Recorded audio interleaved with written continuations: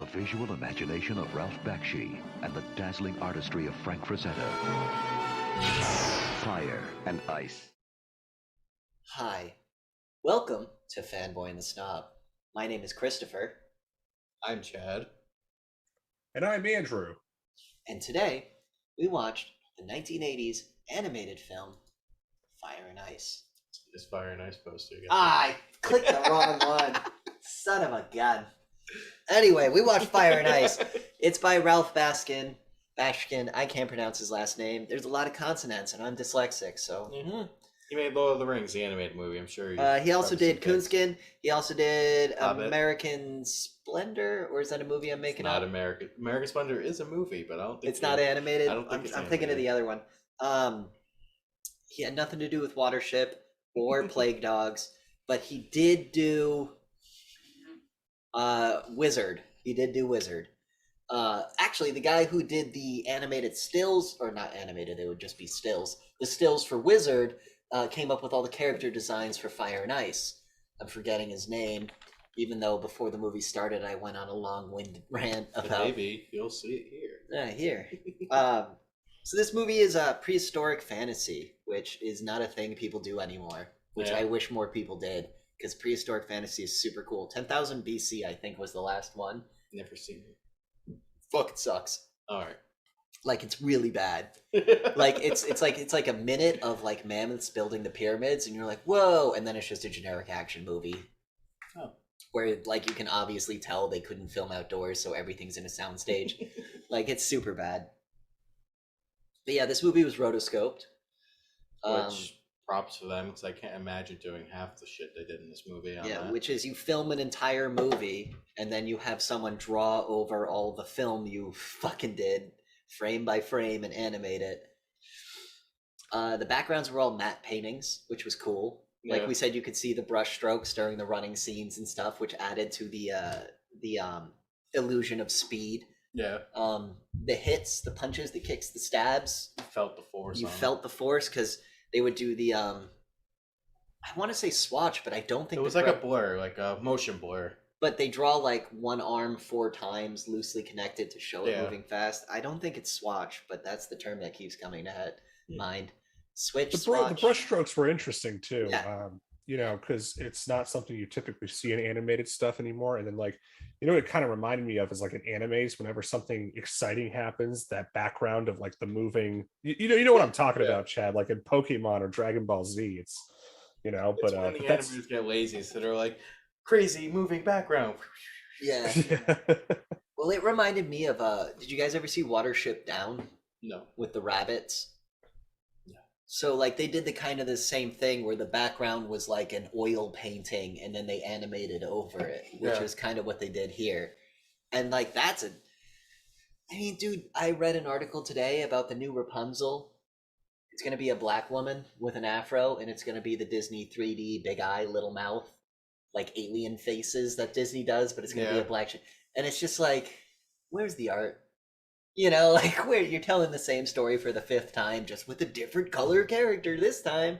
Whereas we just watched Fire and Ice, and it was fucking completely original. It was bananas. It was like you guys went into it making fun of it, but this was probably the movie we talked the least through because we were sitting there focusing on it. Well, the problem with the new ideas thing you're talking about is it's either they make a new idea and they're like, you're just ripping that off from this idea. But that's myth. That's how it works. Yeah. Or they just copy something. Right.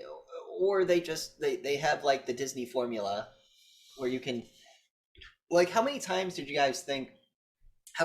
Fire and Ice throw you a curveball with the plot? Couple times, right? No, you saw every story beat coming. Every story. Even the giant lizard. Yeah, dude. You saw the giant lizard coming? That thing was sweet. Like a giant iguana coming out from the water. I remember it breathing fire. Like, so when I saw it this time, I kept waiting for it to breathe fire, and then it didn't. I was like, huh. Shit, I guess it doesn't. I will say when Larn is it? I have the cast of characters up. He's the main guy, the blonde-haired guy, right? Yeah. When he got pulled underwater and he was getting dragged towards that big beast, I was like, I had a feeling he was going to stab it in the eye. Yeah. And then he picked Yeah, up that big bone, and I was like, oh, that is going straight for the eye. I And know that's going straight for the eye. And you were psyched when he finally was just like, you saw like the eye open up, and he was just like, "Yep, ah," and then the blood. But the scene where the other arm is like reaching up for the girl, but the main arm is pulling him down, and you see the Kraken in like that bottom corner, and it's like and it's him like struggling and stabbing, but it's like a faraway shot. I thought that was super pretty looking. Yeah.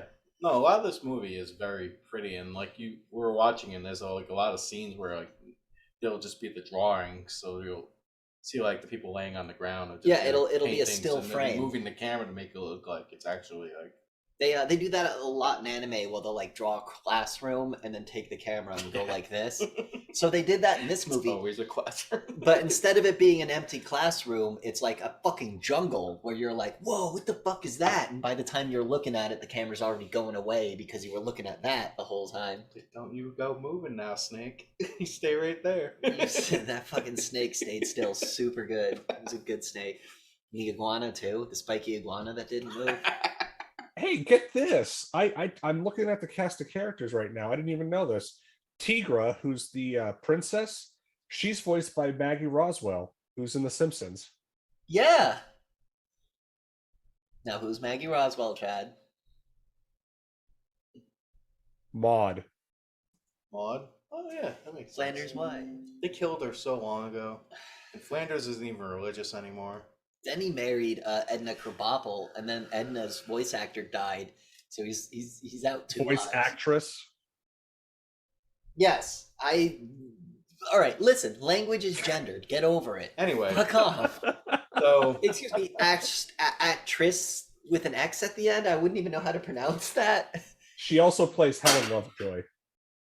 Yeah, that's where I recognize her from. Is Lovejoy's wife. Think of the children. But yeah, she did not think of any children with that outfit she put on in this movie. yeah, they were not afraid to show a lot of butts in this movie. They showed a lot of butts, they showed a lot of tits, and they showed a lot of tits and butts jiggling. But she was more than just fucking fat bait. Yeah, she was smart. She fucking found out how to get away from them at the first. She was fighting from the second she got captured till the end of them. Every scene she was in, she was like, I gotta get the fuck out of here, just killing I people. like almost every scene, she's like, hey guys, look at me. And they're like, you're so hot, and then she's just fucking stabbing them. It was fucking great. Although she also was kind of pathetic in some scenes too, like when she gets caught and then she's like pounding on the guy who's killing her. Well, she didn't have a sharpened stick. Yeah. Like she did on the island. Or the knife when she stabbed the guy in the gut and fell. I do feel like should have just kicked one of them in the freaking testicles. Yeah. I do feel like they animated her and Black Panther guy the best. Oh, because they had the coolest scenes. Yeah. Her and the Black Dark Panther. Wolf. Dark Wolf.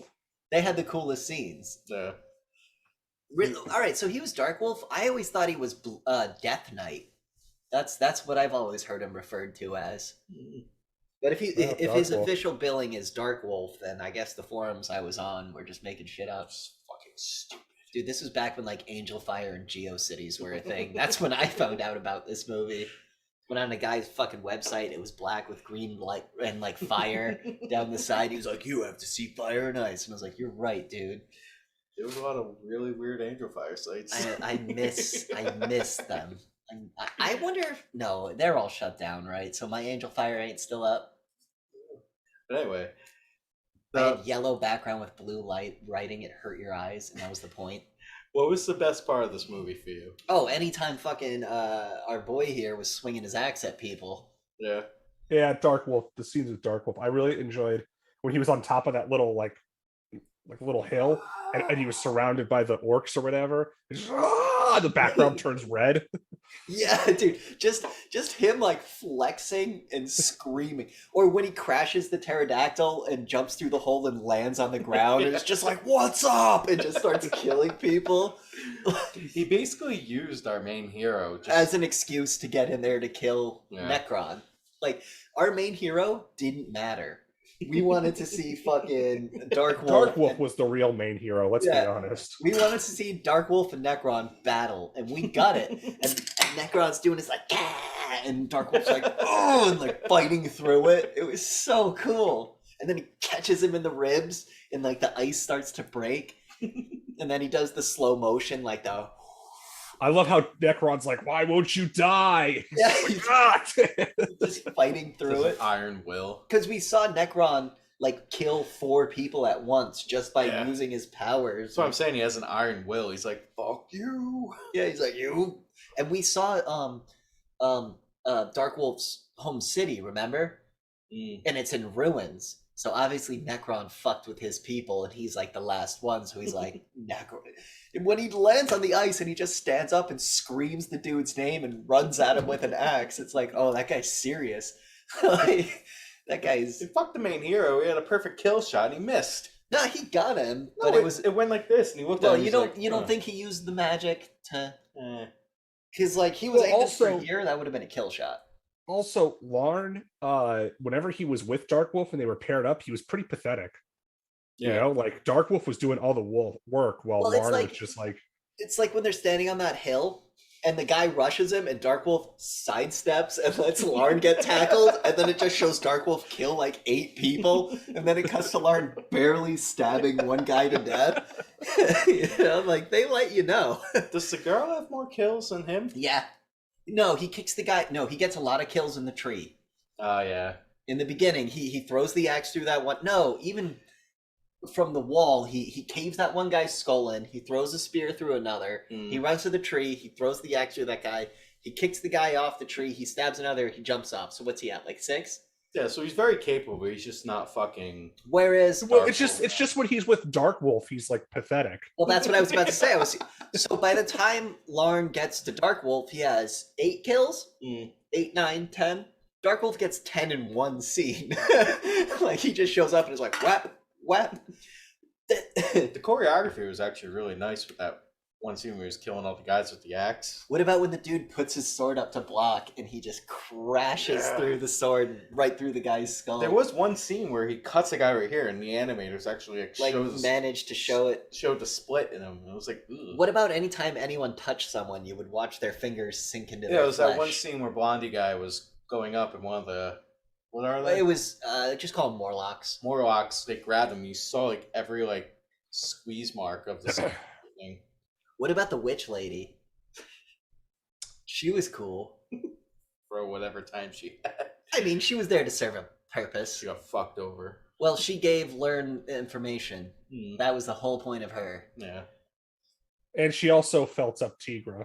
Yeah, I like that she was like a corpse, and then she goes, "Who dare disturb the dead?" And it's just like, whoa! I would run as fast as I could away from that personally. her I don't know what the hell that thing was. That thing Her that was son. That is that her son? Yeah, she called it her child.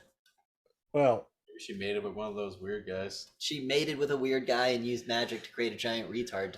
she mated with her brother and got that. Yeah, pretty much. The music was cool. There was when it fucking picked up like the final battle. That music was awesome. Oh yeah, the music was actually really good in this. I did enjoy the music. And you guys were apprehensive. That's the biggest takeaway I get. You guys really didn't want to watch this, and I was like, I trust wasn't me. apprehensive. You I was just kept- trolling you by saying that it was only you a kept 58%. saying you want to watch Breakfast at Tiffany's, and I was like, I don't want to watch Breakfast at Tiffany's. And It's then a cute movie. Never seen it. really, Never I seen know what we're watching next in our Man Quest. By the way, this is a Man Quest for Chad. I'm going to show Chad a bunch of manly movies. Yeah, for now until I decide he's a we man. say so. May take. I need months. to hunt this movie down on Betamax for you. This one? Yeah. I would love Oh to my watch this. God. Dude, on Laserdisc, I bet My this mother is used amazing. to have a bunch of laser discs in the player, and I said wow. Betamax, but okay. No, I fuck mean, Betamax. you can still find, you can still find the original uncut Star Wars on Laserdisc. It's the only copy that still exists because Lucas has scrubbed all the others. He wants fucking R2D2 hid behind that impossible wall. Yeah, my Marissa's dad has it on Laserdisc, and he has a Fuck, yeah. Laserdisc player. We need to get like a CRT and like an old school surround sound with like some tube amplifiers. Big speakers like this. Yeah, big. yeah. Next time you guys come to Florida, I'll let you take my old CRT that I have. It's a 34-inch widescreen and it has an HDMI input. Yeah, we got a shitty little like 20-inch. And you're gonna need a fish tank stand for it because it weighs 200 pounds. Well, Chad weighs 200 pounds, so if he gets down on his hands I and would be knees, so happy if I weighed 200 pounds. Tack on another 100 to that. back on to Fire and Ice. Like, I don't know what. I love this movie. I've seen this movie I've seen this movie a lot. It was a very fun adventure movie. Yeah, what do you take away? What is your, if you had to pitch this movie to someone as to get them to watch it, elevator pitch, like in the time it takes for an elevator, what would you say to get them to watch this movie? I'd probably talk about the animation the most. Be like, hey, you want to see a really coolly animated I don't like adventure it. story? I don't like animated movies. Yeah, but this adventure is beautiful. I'm not big into adventure. I don't think I want to. That you get off on the next Open. Punch him in the the face. worst on my way out. elevator pitch. I don't want to be your friend. Just leave. No, but yeah, I recommend this movie to anyone. It's not even. No, it is pretty violent and it is pretty sexual. It's more sexual. It's violent, but the only blood you really see in excess is from the animals. Yeah, Every time they kill a human, it's like little sprays, but when you kill an animal, it's that like, fucking jaguar that got the knife in it. yeah, it went. We didn't really talk about the plot, but the plot is. I bet you can guess the plot. Yeah, plot. Girl gets kidnapped. He goes to save her. Meets Because he a- randomly She meets keeps her. getting kidnapped. So Yeah. Princess Repeatedly. Leia gets abducted. Luke Skywalker goes after her. He meets a way more badass Han Solo. Han Solo kills Darth Vader, and then Luke gets to bang Leia. Yeah. That's basically the plot of the movie. I will say I did feel bad for her brother. I kind of Her liked him. brother was right, and he got fucked over. He was trying to sell his sister off, though. No, he wasn't. Yeah, huh? What? They were talking about the piece, and he was like, that offer already came, and talking about the girl. And he's like, what you doing? No, he said the part of the peace deal was that he gets his sister back. Yeah. Oh, I thought he And was then the trying to guy give her- went. Then Necron went. Well, we already made a peace deal, and he went. Yeah. After you abducted my sister, you know, like Yeah. you don't get to He make a wasn't trying to peace sell deal. her off. You don't get to. I thought they were saying she'd go with you, but he was like, why'd you abduct her? No, it was more like, why are you saying you made a peace deal after you kidnapped my? You started this war, and I'm coming to you going, hey, we can just end it if you give me my sister back. And now you're saying, well, I already made a peace deal, but it's like, bitch, you stole my sister before you made the peace deal. Now you're gonna die. And then he uses his mind powers to kill the brother and throw him in that giant pit full of bodies. He didn't have the willpower. He didn't have the willpower that our fucking Rexar had. There's a good description right here. You were talking about how you would pitch this. It says the plot is standard, recalling nothing so much more as a graphic episode of He-Man. So, like, if you like He-Man, this is like a way more serious adult version of He-Man. See, I wouldn't say that. I would say, I'd be like, hey, you know A about. cross between He-Man and Conan the Barbarian. All right, so my pitch would be we're in the elevator, right? And me and you are in the elevator, and I go, hey, dude, you want to see a cool movie? Mm-hmm. All right, dude, check this out. So you know how, like, written history, like, you know how humans only started writing history, like, 8,000 years ago? Sure. Yeah, but we've been alive for millions of years. You know that? You know how there's buildings older than written history? Yeah, check it out. Check it out. What if there was a movie about the people who lived in those buildings before written history? Yeah, well, they're probably boring. Yeah, right. But check it out. See, we have cell phones and stuff. They have magic. This is pretty magical. Yeah, right, but think about this, man. It's people who lived 1 million years ago with dinosaurs and magic. Wouldn't you want to watch a movie about dinosaurs, magic, and people?